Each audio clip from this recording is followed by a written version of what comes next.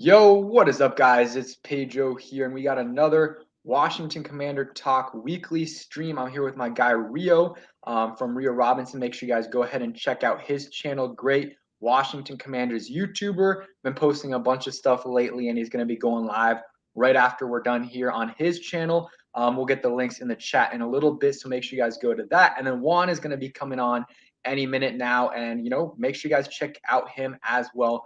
Great Washington Commanders content creator as well. I mean, the last couple weeks, besides the Terry news, really the last month has been dry. But we've been getting our creative minds working and getting some content out for you. So Always. appreciate all you guys tuning in. And Rio, how you doing today?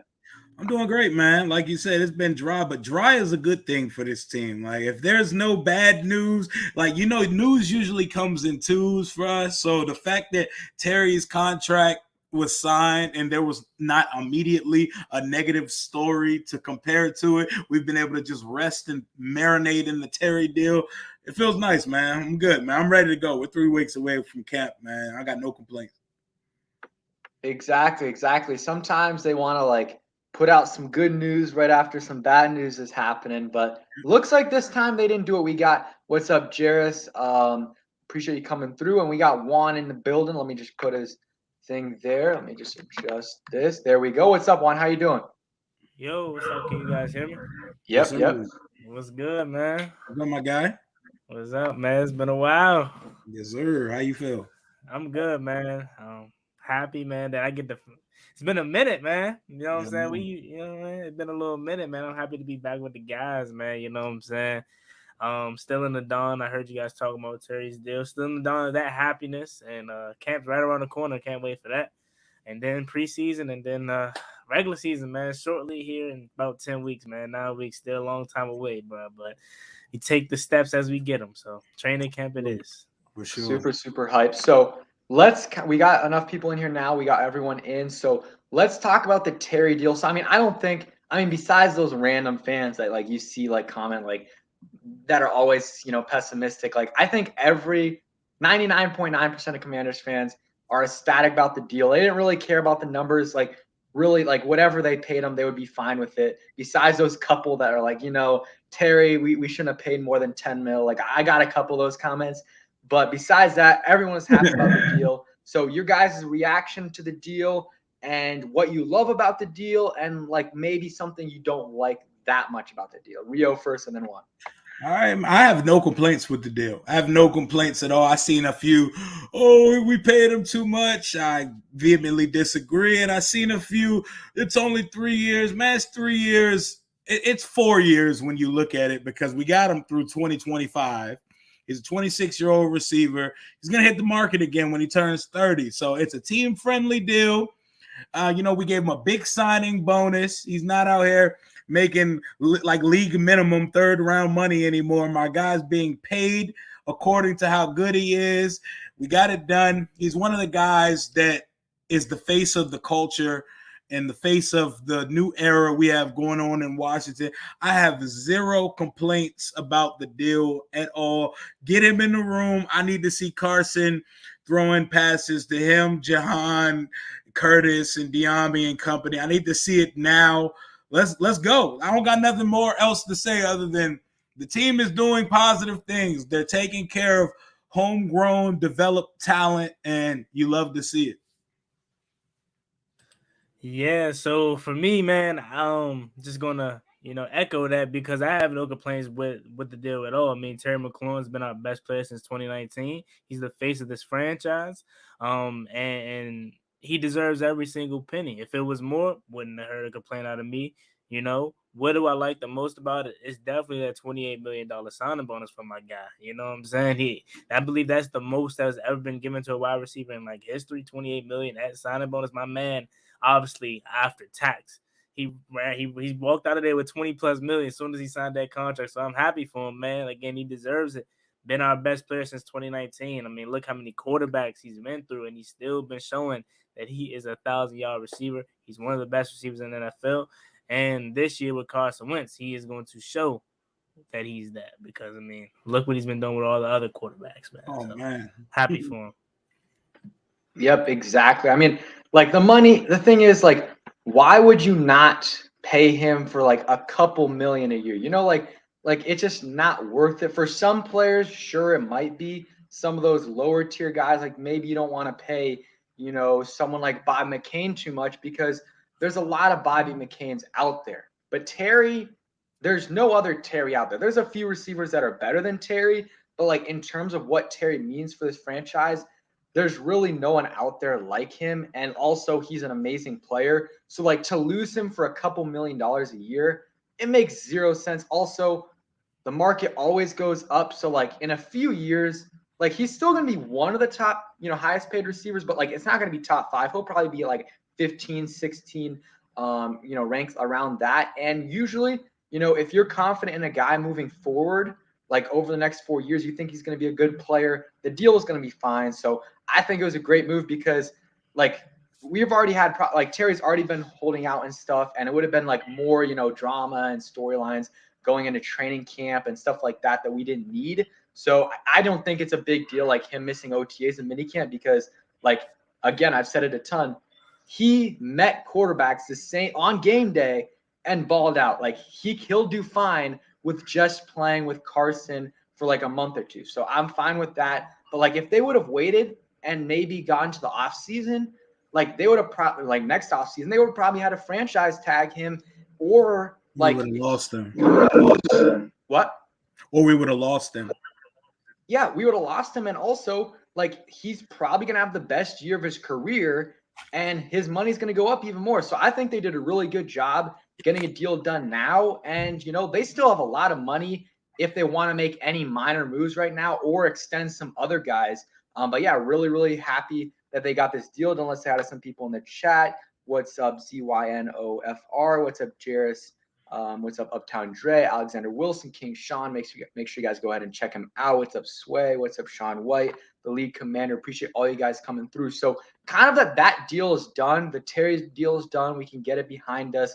Oh, one other thing I want to talk about, what actually good happened with this is that Jahan Dotson kind of got to be the number one target over mini camp and OTAs. So your thoughts on that? We'll go Juan and then Rio on this one. Yeah, so I'm glad you brought that up because when I was making my videos, we were talking about Terry not showing up to minicamp and OTAs. I was saying the good bright spot about this is guys like Dyami Brown and Jahan Dotson are getting more reps with Carson Wentz, and especially for Dyami Brown, since I think he's going to be in for a really, really good year too.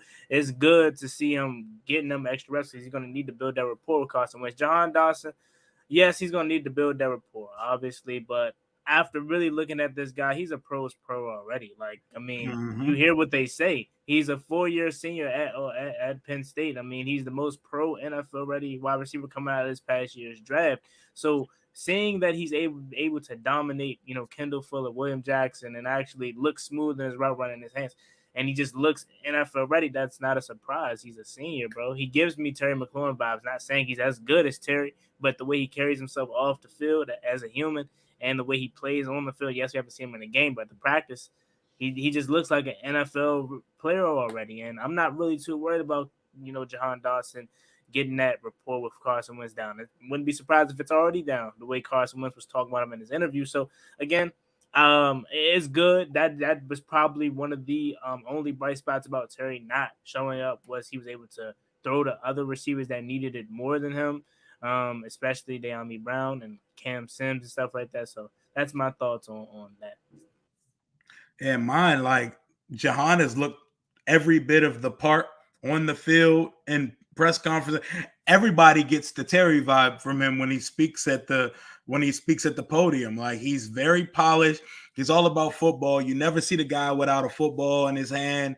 He's a beast, man. Like I slept on him in the draft process, and ever since he's gotten this building, it's like a blessing in disguise that Terry wasn't there for mini camp, for OTAs and stuff, because Jahan was the number one featured weapon of all of our off-season program. And the one day I got to spend at OTAs, you could absolutely see it. Wentz was looking for him every play, and just seeing a 65-yard bomb in general, but seeing him streak past a corner and a safety in front of my eyes during OTAs just made me feel like this year is going to be different, man. We have a live arm in the quarterback room. We have multiple live arms in the quarterback room now. You love to see it, and I can't wait to see Han Solo get out there and get it in, man.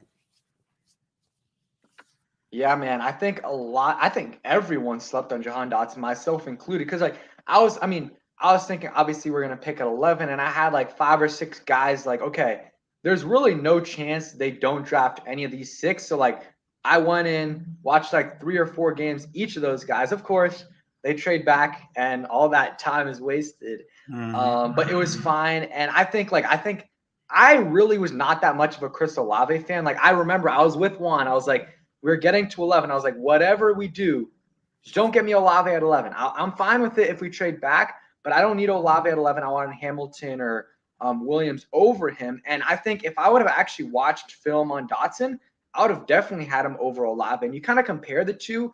Like, Dotson had much more production with terrible QB play compared to what Olave had with what's his name? Why am I blanking? CJ Stroud.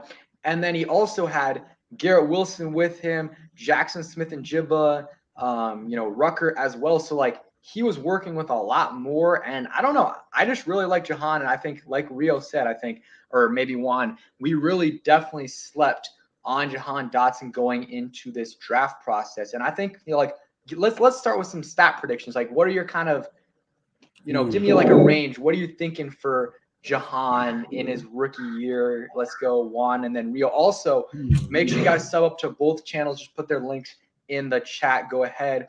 Both of them at 4K. Make sure you guys get them to 5K pretty soon. Yeah, so for me, man, like I said, I slept on Jahan Dotson. I wasn't too thrilled about the selection at 16 when it happened. With that being said, I still had high expectations for him. I still have high expectations for him. Nothing less than 700 yards from Jahan Dotson, bro. Like, that's how I feel. If it's anything less than that, then it wasn't a good season for him. I think when you get picked that high, when you have analysts saying you're the pro's pro, when you have all of this expectation and hype surrounding you coming into the NFL, you have to live up to it, and it would be different if we drafted another 3rd round receiver and we're hoping he hits like a Terry McLaurin, but we drafted you at 16, so clearly we need immediate impact from you, and that's just how I feel. I need at least 700. I'm not going to sit here because there's some fans that are saying I need at least 1,000. You're insane. You're insane, especially with how we already can book in 1,000 yards for Terry. But look how else he's going to have to feed. Jahan, clearly, Curtis Samuel, Cam Sims. So I don't see him getting 1,000. That would be magnificent, obviously. But I think I'll be fine with 700, and probably like 6 or maybe 7 touchdowns or something like that. That's an amazing rookie year. Yeah, that's something that's reasonable here, I'm gonna be like humble with mine, but I really like after seeing this dude up close, seeing what the offense is kind of looking like this year, and my belief in my guy Commander Carson. I think about 750 yards, 4 or 5 touchdowns, close to 50 catches. That's an amazing rookie season for the guy. But the sky's the limit. They have a plan for him, and they plan on getting him on the field early and often. That is your starting receiver opposite Terry McLaurin. In case anybody thought that, okay, he was going to be in the slot or he was going to be a guy they bring it. No, he is the other starting receiver, and that's booked in ink. Like, I've seen it up close. That's the plan. So the sky's the limit for my guy. Give me between 700 to 800 yards, like my man King Sean just said. Give me 4 or 5 tutties, and we're good to go. Give me anything but a Dyami rookie season, and we should be good to go. Because last year, we didn't have another receiver crack 400 yards, and I never want to go through such poverty in the receiver room again in my life. Exactly. What's up, DeAndre Taylor? Appreciate you coming through. What's up, Arnold What Brown? up, man? So, I'm kind of in that same range as you guys. Like, of course, I want 1,000 yards, but like, I'm not putting like those expectations on him. Like, I wouldn't be extremely surprised if he did get that, based off what he's done this offseason. But I'm going to say I'll go 786 and 5 touchdowns, kind of like what you guys said. I think he's going to have a really, really solid season. Honestly, though, like the thing is, if he's like this, I don't know. I'm gonna raise it. I'm gonna go 840 because if he's a second option on the team, because I think it's trending that way, especially with Curtis. I'm thinking he's healthy, but like I don't know. Like I haven't seen him play for 2-3 weeks consistently since since he's gotten here. So like until that happens, like I think Jahan's the second option, and if he starts out the season as a second option, like it's probably no going back. Like he's going to continue to get better and better. So I'm going to go 800 plus yards. Like I don't think it's a failed season if he gets like 700 on the dot. Like that's still a really solid season for a rookie, especially when you have a legit number one receiver on the opposite side. It would be different if it was just Jahan, because like if it was just Jahan and Carson, then the expectations would be a little bit higher. For sure. But yeah, I'm feeling really good about Jahan, and yeah, I like that. Your nickname Han Solo. That's a good nickname. Did you create that or did you? No, that was the team. They did a Star Wars thing on May the 5th or May the 4th. They did a Han. I mean, he's the first ever commander. They did a Han Solo thing because the name Han Solo #1. And it was like Han Solo, the first commander. And I was like, oh, that's an amazing nickname.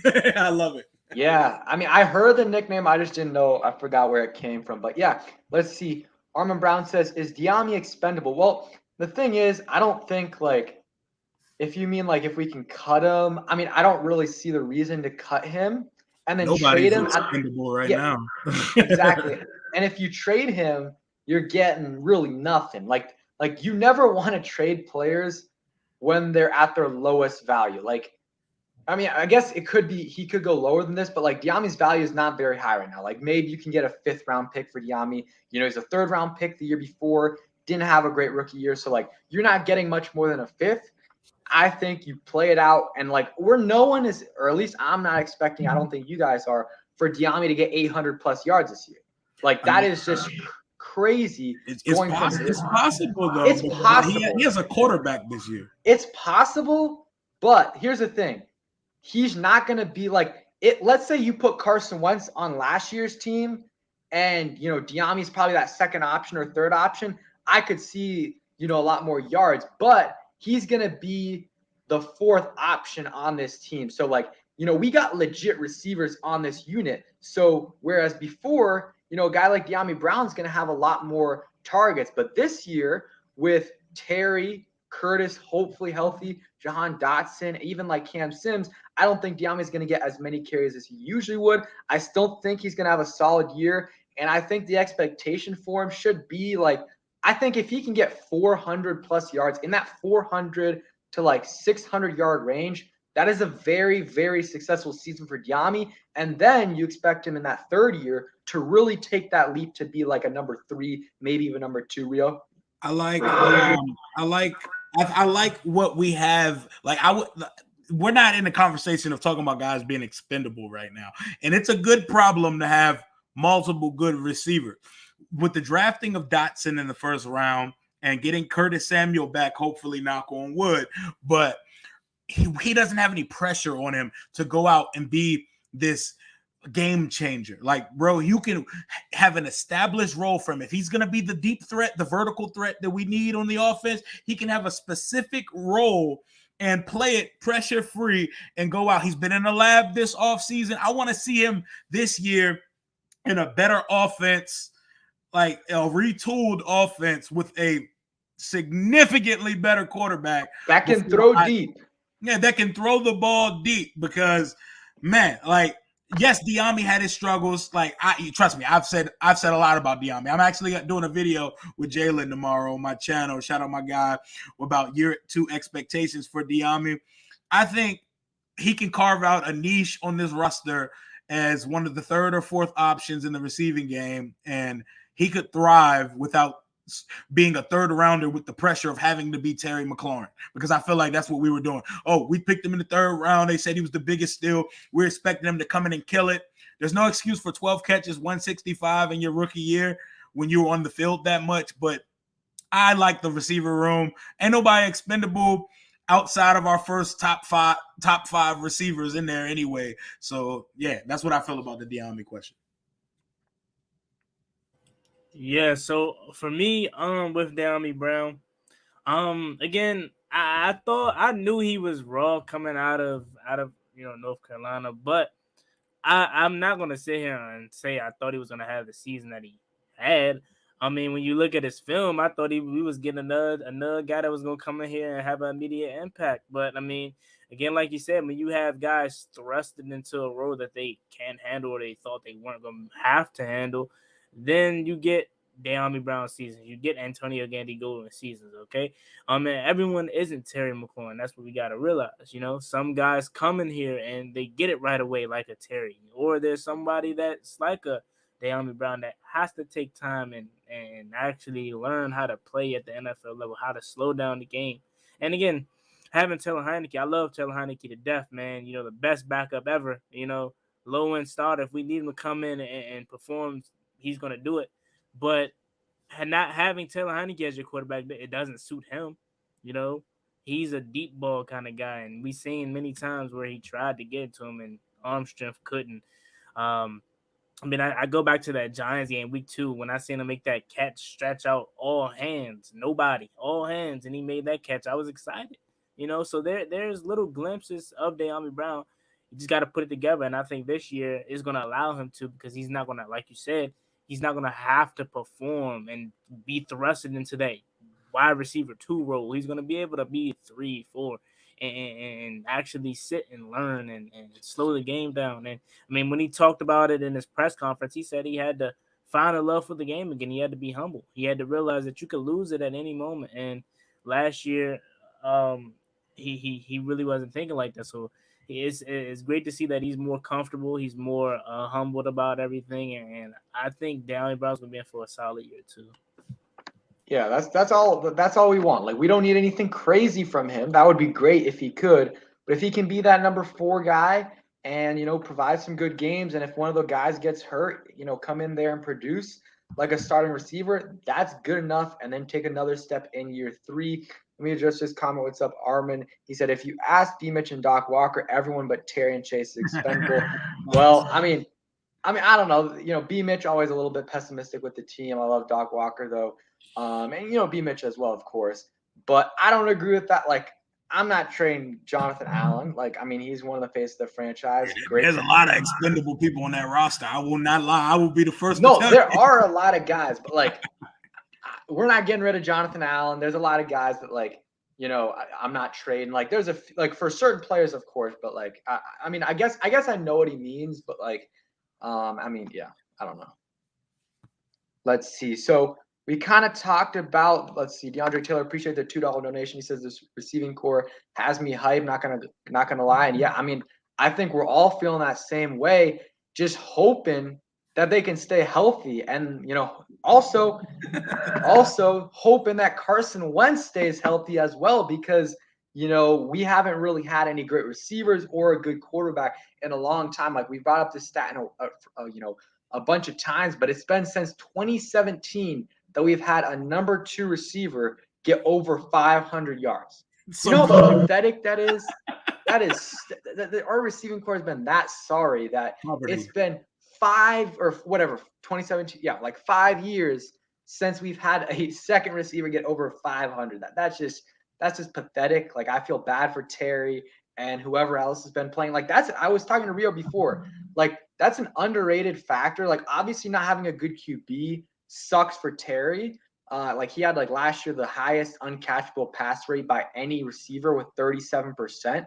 Like, he was getting screwed over, but also not having a good receiving core around him hurts him because he gets double team bracketed. Everyone has their attention on Terry and not Jeff Badette, Dontrell Inman, Robert Foster. Like, no one cares about those guys. Like, those guys, you can put anyone on them and they're fine, but not with Terry. But now you got Terry, Jahan, Curtis Samuel, Cam Sims, and Dyami. Like, Cam Sims is your 5th option. And, they can't double. If they double Terry, Curtis or Jahan is going to make them pay. Yeah, so I'm really, like we said, Cam Sims is Megatron. That joint's hilarious. I like the guy, and I think he can be more, we can do more things with him than we have, but I think people need to relax on Cam Sims. Like this breakout that people are expecting, he didn't break out in college and he didn't break out so far in his career. He may not be a breakout guy, bro. He might just be a role player that we could give the opportunity to play a role. Like that's what it is, man. Exactly. He's a good rotation receiver, like a fourth or fifth option. And, you can use him a little bit more in certain situations like red zone. I just think last year they probably should have used him more than they did, considering the receivers they had playing. But, it is what it is. We'll see what he does. But I think he'll be used more in the red zone. Now, moving on from Terry and this receiving core, appreciate that, DeAndre.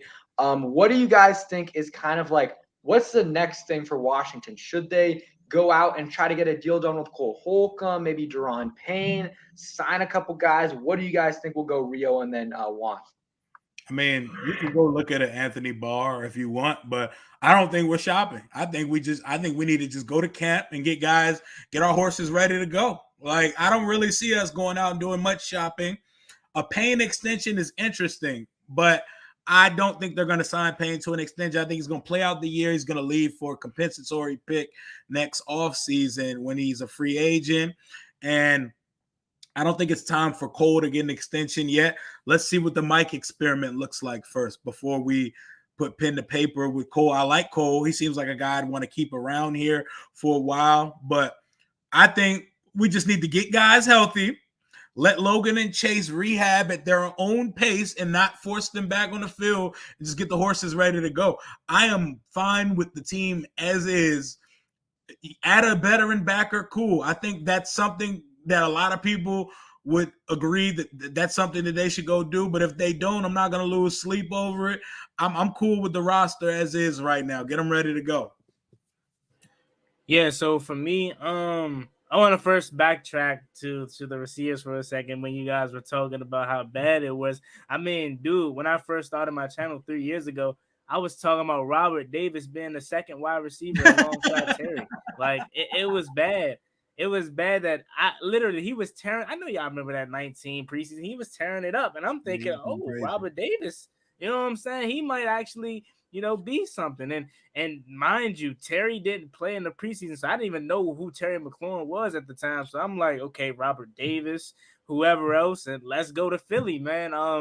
And now look where we are, right? And Cam Sims, that's my guy, okay? I've been saying he's going to have a breakout season, but when I say breakout season, I'm saying about 400, 500 yards for Cam Sims, about 5 touchdowns. That's all I need from him. Reasonable. They underutilize Cam Sims. No, I'm not saying he's just this elite receiver, but I definitely think he is better than what a lot of people think. He just hasn't got that chance to be shown out because, they don't use him that much, and when he's on the field, he makes a play. You see the glimpses of a Trayvon Diggs or a Steelers play where he takes a screen. Like he shows you in glimpses, but the coaching staff just doesn't put him out there enough. Now moving on to the next thing. What should we do next? Buckle everything down, do what I know they're probably going to do more likely than not, just lock the team in and go to training camp. I would definitely, I think I saw enough to extend Cole Holcomb because, okay, if he's not the middle linebacker, if he's not good at Mike, doesn't matter. Just go find another one. This is an experiment, and if he's bad, okay, just move back to strong or weak. It don't matter, But I think Cole Holcomb's ready. He's been doing all of the Mike things as of late. Lining everybody up, running the defense. He just hasn't had the title of Mike linebacker. So I personally don't think he's going to have a drop off. But let's say he does. Okay, so what? He's still valuable here. So I definitely think he deserves a contract extension next. But they're probably going to get it done after this season. Other than that, man, I would love the Anthony Barr. I already talked about it, but we're not that kind of team, to be aggressive and go sign the big names. We've been under this regime for 3 years, and we know they don't do that here. So I think we're just going to roll with what we got.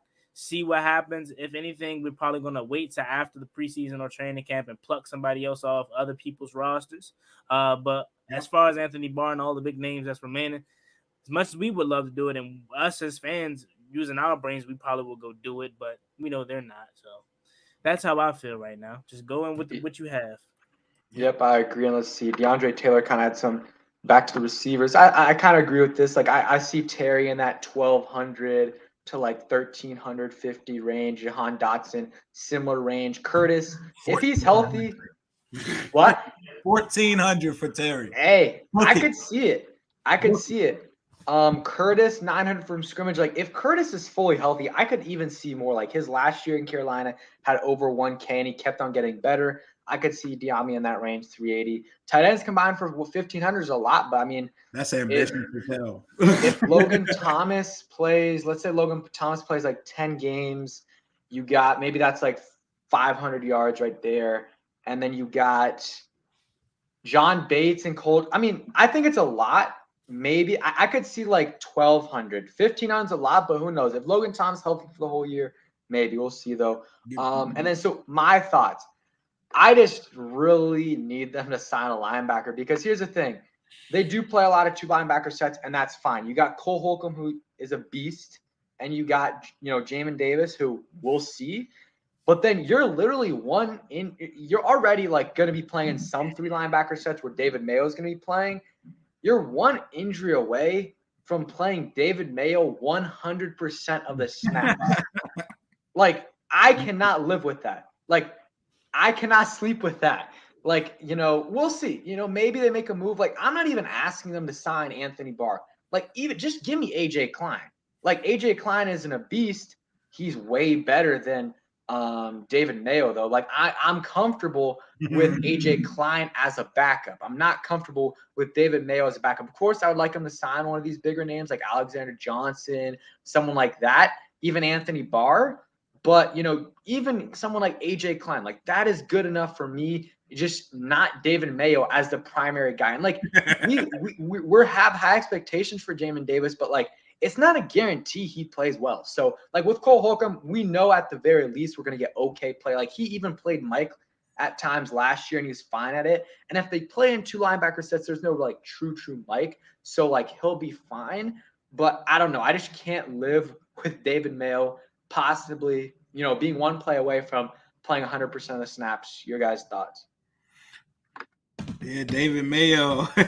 David Mayo, he's cool. It's funny. He's cool. He leads the huddles and he gets some team hype and stuff for practice, but he's not somebody we ever really want to see on the field. Like we're keeping it all the way 1,000. We don't want to see him on the field.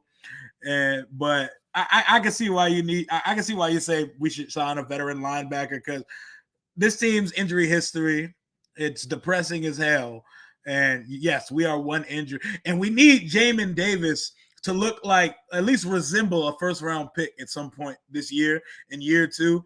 He's a guy that's right now, people are forgetting that we drafted him in the first round last year, and he was disappointing in his rookie year. He got to show us something in year 2 because we should be able to rely on Jamin Davis and Cole Holcomb, considering that we're barely in base defense and we're mostly running 2 linebacker sets most of the time anyway.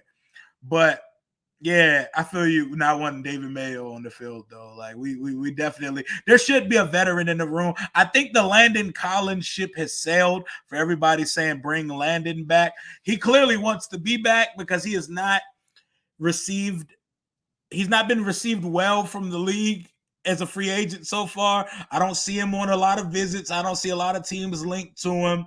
But I think that ship sailed. But I just want to see this team. The 2 young linebackers on this team need to thrive.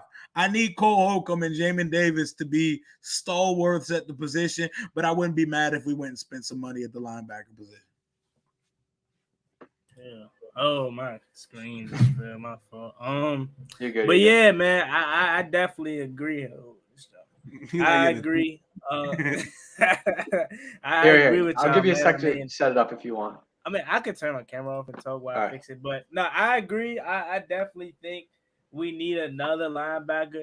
But with knowing this team, knowing this regime, we're probably just going to sign a low-end backer. Like, we're probably going to snip somebody off of somebody else's roster after training camp / preseason, which is cool. Like I said, I would love Anthony Barr, but since we're in 2 linebacker sets most of the time, I just need some backup because I just need some depth, man. I don't want to see Milo Eifel being highlighted on Sunday Night Football ever again. I mean, they literally that. And no offense to Milo Eifel, I mean, you got more money than me. You know what I'm saying? You more Facts. popular than me, but like, bro, that's probably the highlight of his career. I mean, they gave my man a whole little ISO sit down jump, highlighted his name on the bottom of the Never again. screen, like, and again, I don't want that. Like, I need somebody that's competent. You know, I need somebody that's gonna go out there and the wheels aren't gonna fall off. And David Mayo, he's a special teamer guy. Like, if all else fails, then I want to see David Mayo in it. And remember last year, they were pissing me off. I knew the season was over, but like they were letting David Mayo get more snaps than Jamin Davis. Like, come on, you wanna see this guy get better, right? You That see says a lot about where Jamin was last year. Dude, that was getting me so upset because, like, yes, I know their excuse is that, David Mayo could actually play middle linebacker for them. I don't care. At that point, just Facts. give Jamin Davis more snaps. And, like, even, like, okay, I guess I get it in the Eagles game because they were technically still in playoff contention. That last game had nothing to play for except for just, I guess, getting better. And they still played David Mayo a lot of snaps. So I agree with Juan and, Rio. I mean, Jamin Davis has to step up in year 2. What's up, Tiho? Appreciate you coming through. And yeah, we got over 65 people in here. Make sure you guys hit that like button, subscribe if you guys are new. Subscribe and also sub up to Juan and Rio. We're going to put their links in a second. Great channels, and Rio's going to be live in a little bit after this as well. I saw a comment. Oh, yeah, and I was going to say I would not mind if they extended Cole Holcomb now, maybe like doesn't have to be like a 4-year thing, but like a 2-year, 3-year extension, just like they did for Terry. I think they can get him for pretty cheap. He's a beast. I love the mole as well. And yeah, I mean, like, he's not going to be an all pro, I don't think, but like, he's a solid player. And like, they at the linebacker position, they need it, and they need a couple of it. Before we leave this linebacker position, Dre brings up an interesting name. Are we going to get anything out of Khalil Hudson ever?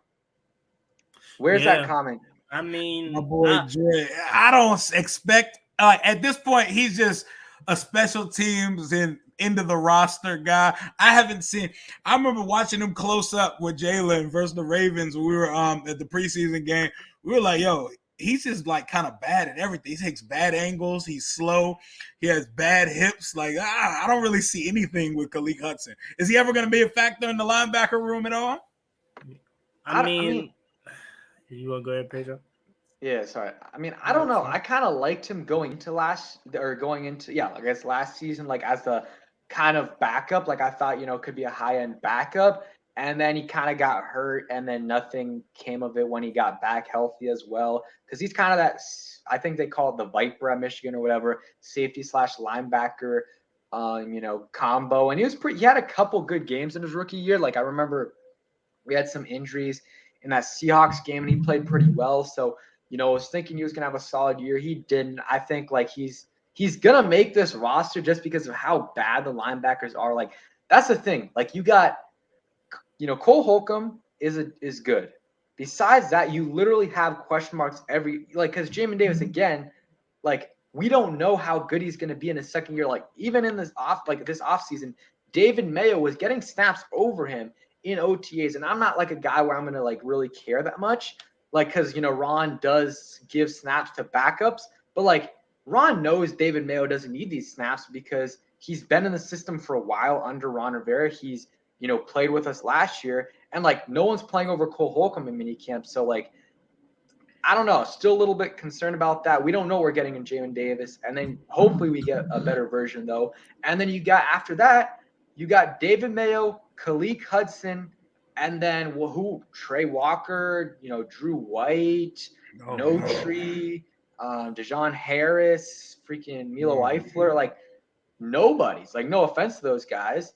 Like, I mean, your fifth linebacker is going to be someone that's not a practice squad guy at another team. So it's not looking good. So that's why I would sign a veteran, because that depth is so bad, and you might as well, because like it's really hard for no injuries to happen in a position group like linebacker, if over the whole season. So like, it's just smarter to get someone in there at this point, because you're going to have to bring in someone at some point. So that's what I would do there. Let's see. And yeah, Khalid Hudson, we'll see. I mean, he's a fourth linebacker. What's up, Pro Tech? Make sure you guys go ahead and check him out. Great YouTuber, great Commanders Man, YouTuber. Also has another channel as well. Go ahead and check that out. But yeah, linebackers a position I would still try to get, add another player. I think they can do it. They have a lot of money.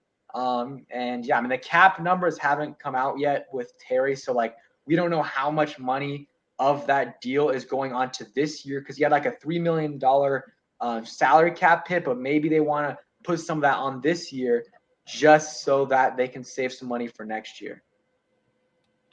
Yo, there's a Vikings fan in the chat stirring it up. Yeah, that's how I was reading it. We'll see. We'll see y'all week 9 in the blackout game. We're gonna tear y'all ass up. Hey, let's hope. Let's hope. Captain Kirk coming to town. I hope he don't shred us, bro. Wait, is it 1:00 game? Yeah, all our home games are at 1:00 unless something's flexed. Yeah, I mean, the only bad thing is we know Kirk loves to ball out at 1:00, so we'll see. This is his first time back. I mean, I'm not gonna lie. I think the Vikings are really good, man. As much as I would like to sit up here and go back and forth with that guy over there, I'm real at the end of the day, man. I think they're gonna be competitive in the NFC North. I mean, I still think the Packers are gonna win it because it's Aaron Rodgers, but like Justin Jefferson, stud. I mean, we talk about the wide receiver market and how this is going to be a bargain for Terry, because by the time him and Jamar Chase are ready to get paid, we're talking 29, 30, $32 million by the time these 30. guys are coming up. Hey, they're getting this work when they come to FedEx, though. I mean, they're getting this work. I definitely would love it. I mean, I would love to give them it to him, but I mean, I got to be real, man. That team is really solid over there. But what did we do to Vikings fans to get this these comments? I mean, everybody hate us, man. You know what I'm saying? Yeah, everybody. Until we're the punching bag, I guess. Until we pop out this year, man, it's gonna be cool. I mean, Vikings cool, they good. Like I said, I'm not afraid of them at all, especially with knowing Kirk Cousins and knowing how he can be at times. Not afraid of him at all. Will Dalvin Cook be there by week 9? I don't know. How him and his health issues, even though he's really good, we don't know if he's gonna be there week 9. Adam Thielen, Justin Jefferson. What do y'all have? KJ Osborne. I mean, that team's really solid, like I said. But I'm not afraid of them. What's that defense looking like, man? I don't even remember Neil Hunter. Obviously, they're looking like food. That's what that defense. Yeah, I'm saying. I don't know, especially that secondary. So it could be a long day. Not trying to look into the future, but if you guys can't put up 40 with us, man, 30 with us, and I could see it being a long day with y'all, man. That's gonna be. Now think about it, guys. All jokes aside, that may be a shootout, man. Everybody pull up in that game. That's our blackout. That's probably the only time we wear the black uniforms this year. That's the blackout game. That may be a shootout because our defense is way better than theirs, and we could probably stop them. But I mean, if we can't, we can put up 30, and they're capable of putting up 30. We know Kirk Cousins can, so that's gonna be a shootout game, man. But hey, we get hate from everybody, man, because they're secretly envying us because they see what we're building over here, man. Exactly. And this is a little off topic, but I was thinking the other day, like the worst case scenario, honestly, for the Commanders this year is going like 7-10. Yes. 8-9 or whatever, because obviously it sucks to lose, but we can't have another season where we miss the playoffs by one game and we have the 14th pick. Like if we lose, let's lose big and get, CJ Stroud, Bryce Young, whoever. Like if we lose, let's lose big. I do not want to go through another 7-10, 8-9 season where we accomplish literally nothing. This is playoff or bust this year, and if we don't make the playoffs, I'm just win 3 games. Like give me that number 1, number 2 overall pick. I'm sure in the middle of the season I'll be like, let's win these games. Right now though, I'm saying lose all. Like hopefully we don't have to get there. I don't think we will, but worst case scenario is missing the playoffs by half a game or whatever, and getting a mid first round pick and being outside the QB carousel once again, because Bryce Young's going to be a beast. That's purgatory. When you get, that's the worst place you could be in the league, is consistently mediocre. It's the worst spot to be in. You're not good enough to make the playoffs. You're not bad enough to get a premium pick in the NFL draft come springtime. And DeAndre, you can catch me out there. I'll be out there week 1. I'll be out there with my boy Jalen in section 139. If y'all come through FedEx, man, holla at your boy. I'll be there. Yeah, for sure, man. Are you going on? You were talking about going, right? Maybe. Yeah. I'm going. I'll be there for sure. Week 1. No. What was I about to say though? Dang, I forgot. What were you talking about again? Being mid or whatnot. Yeah, definitely that.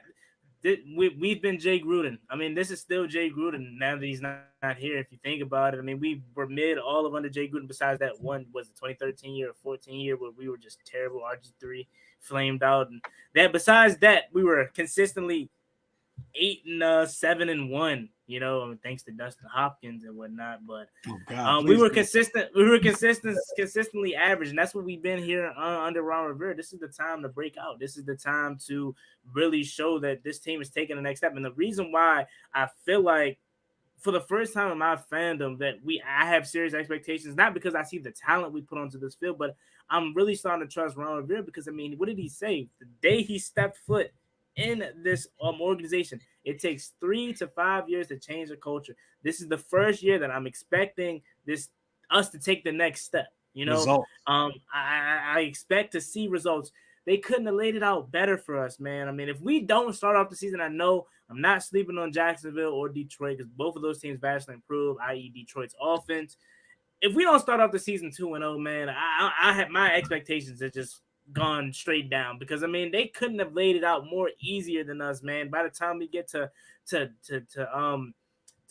Cleveland, Deshaun Watson, we may be facing Jacoby Brissett, man. Like, come on, bro. Like, we couldn't have get a better schedule, man. Huh? Exactly. And then also, like, hey, if if Logan Thomas, I mean, he might be out for a little longer, but like, if those guys need the first couple weeks off, like, again, I mean, they're NFL teams. It's going to be a tough game. Each game's a tough game, but like, those are the games to do it. Games outside your division, or one of them's outside your conference against, not so great teams. Like, you can rest Chase Young maybe the first 3 weeks of the season. I think I still think he might be ready for the start of the season. But if he's not, maybe you sit him out the first couple weeks of this season. But like, yeah, those are my thoughts right there. And also, I think, what is it, August 6th that they have the practice at FedEx Field? One of those days, I'm going to be at that. I should be at that. Got like 4 tickets to that, so it should be fun. Like, I'm excited for that as well. And that's a week before our preseason debut versus the Panthers at home at 1:00. So our only home preseason game, 8:13. I'll see y'all at that joint too. Section 139, if you're pulling up. We're winning 11 games this year for the first time in all 3 of our lifetimes. I'm calling it. I'm standing on it. I'm manifesting it. It is going down, y'all. Yeah, I mean, I can't piggyback that more, man. Like I said, bro, this is the first time ever that I've had serious expectations since we're plugging the seats, man. I think when I just check it, September 11th, I'll be in section 108, man. It's gonna be T, bro.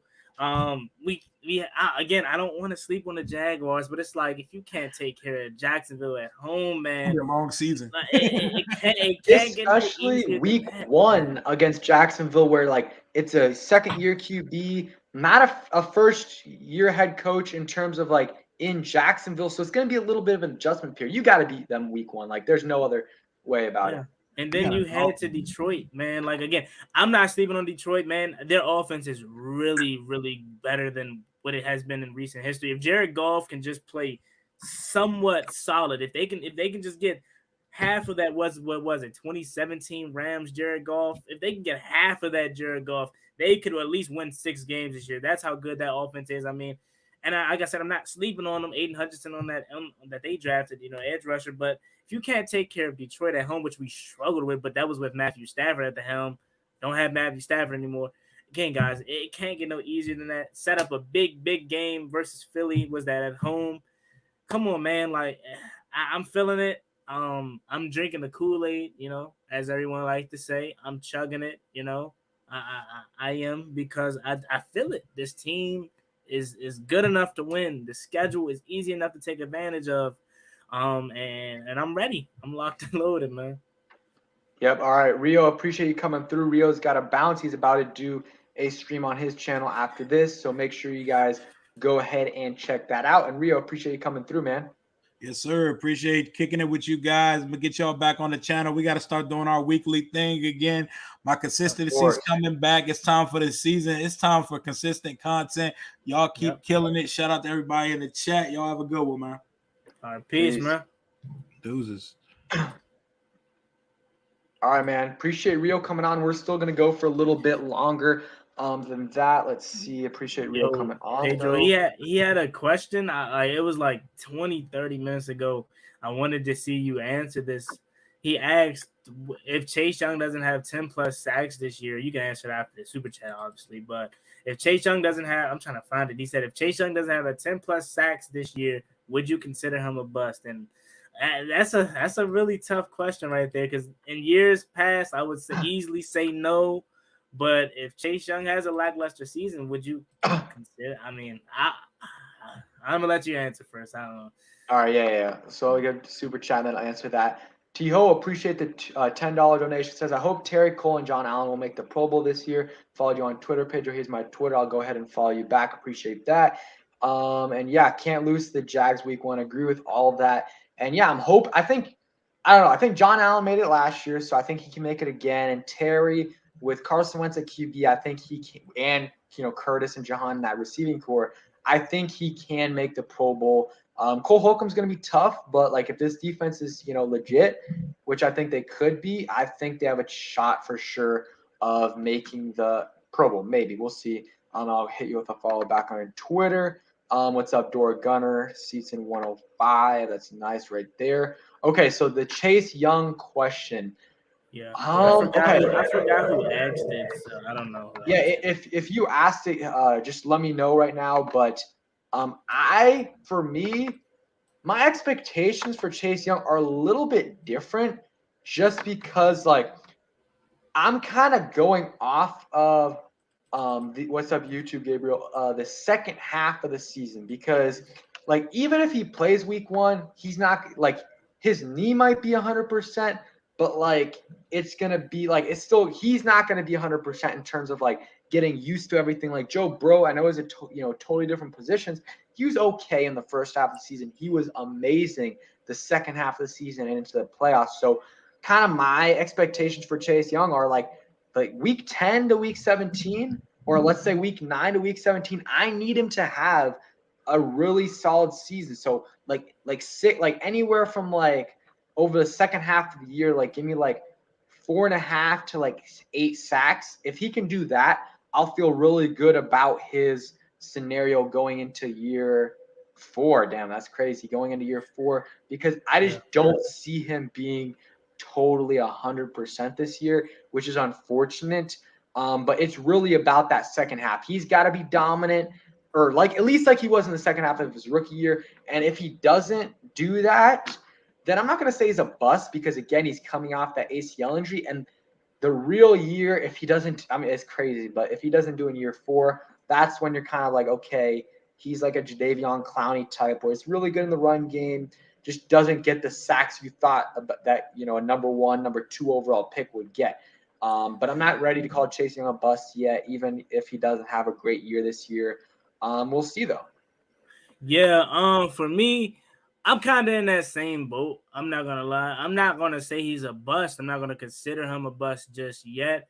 But I mean, it is a little concerning. But I mean, I do think he's gonna come back 100% this year at some point. Probably week 4 or 5. I expect him to be 100%. I mean, he's young, and with how these doctors do this ACL surgery now and the stem stuff, and I definitely think he's gonna come back 100% at some point. But I'm not gonna consider him a bust. I actually feel like he's gonna come back with the vengeance, man. I feel like he's gonna come back on the tear. He hears everything. I feel like I said in my video multiple times, I feel like this defense as a whole last year, and Chase Young, Montez Sweat, obviously in there, they let the media get to their head, man. They weren't as humble. They weren't as appreciative of this minor success. And Ron Rivera said that last year. We got too big headed. I mean, you see Chase Young doing the commercials, not showing up. And back then we didn't really care for it, but we didn't know he was going to turn in the season that he did last year. And who knows? Maybe if he doesn't get hurt in that Bucks game week 10, maybe he goes on to tear it up and he finished the season with 7.5 or 6.5 and 5 strip sacks. So again, we don't know what Chase Young would have done. I would like to think he would have turned the corner because he started to play way better from that Broncos game until obviously he got hurt. So I'm not going to call him a bust. I have high expectations for Chase Young. That's still my guy. And I think if he goes out and have a really, really good season, we'll be happy. But if he doesn't, like Pedro said, then you're starting to not call him a bust, but you're starting to come to realization that, maybe he's a solid edge rusher. He's not a game-changing T.J. Watt, Myles Garrett, or nobody like that. Yeah, I agree. DMV Bay, that's kind of what I'm saying. Like, that's what I want him to, like, the first half of the season really doesn't matter too much to me. Like, if he plays great, that's amazing, but I'm really, like, anything is an added bonus, but I'm really looking at that second half of the season, like the back 6, 7, 8 games of the season when he's pretty much fully healthy, like it'll be a year plus off that injury with games before that. Because, again, even if let's say he's cleared by, mid preseason, which probably won't happen, like it'll still be 4, 5, 6, 7, 8 weeks before he really feels good because he's got to get some games under his belt with that ACL. So, we'll see. I'm kind of in that same boat. Like, can't expect too much from him in the first half of the season. Let's see. Appreciate that, Uptown Dre. Appreciate your constant support. So, and I think that this defense, I saw, DeAndre and some other guys talk about the defense. This defense got to be, like, they've got to be good this year. Like, I don't need, like, some people, like, saying, like, 18th overall, 17th overall. No, like, I know where they were ranked last year. I do not care. The talent on this roster is too good not to be at minimum average. Like, solid is good enough for me, but like we can't be having this like defense be 18th, 19th, 20th overall. Like, the talent they got on that defense, like, they got to be better than 17th, 18th. They got to be average at least average. And realistically, like, if you think about our expectations for the defense last year, it was like top 3, top 5, at the minimum top 10. So I'm thinking like they got to be, let's say, top 15 this year, like, or Jack Del Rio's. I think he should be gone if they're not in that top 15 range in the top half of the league. They got to be top half of the league next year, or else I think some change need to be made on that defensive side of the ball. Yeah. What's up, Vance Mosley? Shout out to Vance Mosley. What's going on, my man? What's up, Vance? 15 for me. It's just crazy, and I don't mean to go kind of off topic for a second, but like 2 years ago, even last year, we were talking about how good this defense is, and we just need a little bit from the offense. If they can just play mid, bro, and just play average, we will be good. Then it's like it totally flipped. Like, this offense, we are expecting it to be really, really good. And if this defense could just play somewhat average, man, we'll be fine. 15 for me. I don't know if I'm accepting 15, man. Just because I know the talent is there. Like, I know the talent is there.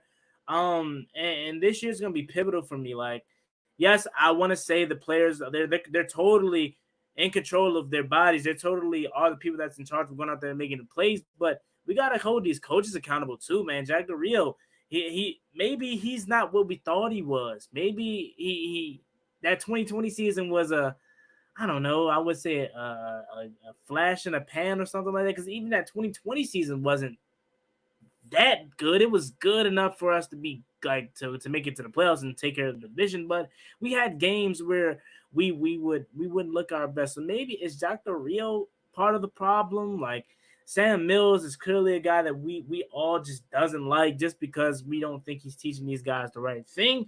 So again, like, yeah, the players are totally at fault at times, but maybe, man, we gotta hold these coaches accountable more too. And 15 for me, I don't know if I'm willing to take that, man. I need at least like 12 or top 10-ish, man, just because I know the talent is there. Yeah, and the schedule is easy too. Yeah, very easy schedule. Van says, are you guys in the BR community? No. Are you, Juan? What is the BR community? I don't know. Baltimore, that's what I'm thinking. I think. Bleacher Report? Is it Bleacher? I don't know. Bleacher Oh, Report. yeah, BR community. I think that's what it is. No. If that is what that is, no, I'm not. I don't know. I'm not. Nah, yeah. I think, yeah, that's why I just don't have Bleacher Report anymore. It's been a while, so that's why I didn't recognize that the abbreviations. But yeah. Yeah, I'm not in the Bleacher Report. That's what he said. He says Bleacher Report. I'm not in Bleacher Report. I don't have Bleacher Report, or ESPN. I don't have none of the social media apps. Like as far as sports apps, I need to get them, but I don't have them. Yeah, but I need top 15 minimum. But with this, the talent they have and the schedule, like realistically, they got to be. I think they should be top 12. There's no excuse, and yeah, I mean, like you look at last year, Jack Del Rio took way, way, way too long to make adjustments on the defense, and like with Landon Collins, Cam Curl, I'm trying to think Kendall Fuller, a bunch of guys that were either playing too much, too little, out of position. It just wasn't pretty by him, and it took way too long. Like it was good he made the adjustments, but like 5-6 weeks too late. And I agree with you, T.O. He's got to be gone if they're not in that top half of the league. Let's see. DMV Bay says, any predictions for catches, yards for Terry and Jahan? I mean, we talked about it a little bit earlier, but I think Terry probably in that, like I'll say like 1280 and like 8 touchdowns for Terry, and let's say like 20 rushing yards, so he gets to 1300 plus yards. And then Jahan, I think I said like 820 and 5 touchdowns. Yeah, so me, like I said, 700 for Jahan and like 6 touchdowns. 706 touchdowns for Jahan, and for Terry, I'm gonna say 1200. And like when I say Terry isn't really a big score, I would love to say 14. I would love to say double digits for Terry, but he doesn't seem that big of a score to me. Maybe that will change with Carson Wentz, but considering the fact that he's only what he had 7 as his most in a year, or 7. I'm gonna say 9 for Terry. I'm gonna say 1200 or 12. What did I say? 1205 or something like that. 1200 and 9 touchdowns for Terry. 706 touchdowns for Jahan. Yeah, I think those are realistic. Erie T said 1300 plus. Arthur said 1310 touchdowns, and Jahan 8 and 7 touchdowns. Could definitely see that. I'm thinking, Terry's gonna have the best year of his career. I'm praying he stays healthy. Same thing with all these other guys. In Jahan and Curtis, I got the Terry jersey on. Props again. We talked about it earlier, but shout out Terry. Great guy, great person, great player, great leader, great everything. And happy that that he was able to get that money. Getting that guaranteed generational wealth for him and his family is great for sure. So I think we're gonna end it on that note. Appreciate Juan for coming through. Appreciate Rio for coming through as well. Rio, I believe, I don't know if he's live right now, but he's probably about to be live. So make sure you guys go ahead and check that out. Juan, you got anything to plug? Yeah, man. I appreciate you for having me on. As always, it's always a blast to get up here with you, man. And you can follow me on YouTube at Juan Gotti Talking Sports. I'm on the road to 5,000 subscribers. You can also follow me on my social media links. Juan Gotti Talking Sports on Instagram, and the same is on Twitter. And you can follow me on TikTok now. I just launched my TikTok, and we've been kind of going up over there too at Juan Gotti _. All the links are in the description on my channel, so you guys can check me out over there and give me a follow. It'd be greatly appreciated. Yep. Make sure you guys go ahead and do that. Also hit that like button on the stream, subscribe, and yeah, appreciate that. Thanks for coming through, DZ, DeAndre Taylor, my guy, T Ho, DMB Bay, Erie T, Arthur. Let's see, Johnny Boy, Michael, everyone that's been in here. Appreciate you guys. Armin Brown, Door Gunner. Yeah, thanks for watching, guys, and peace.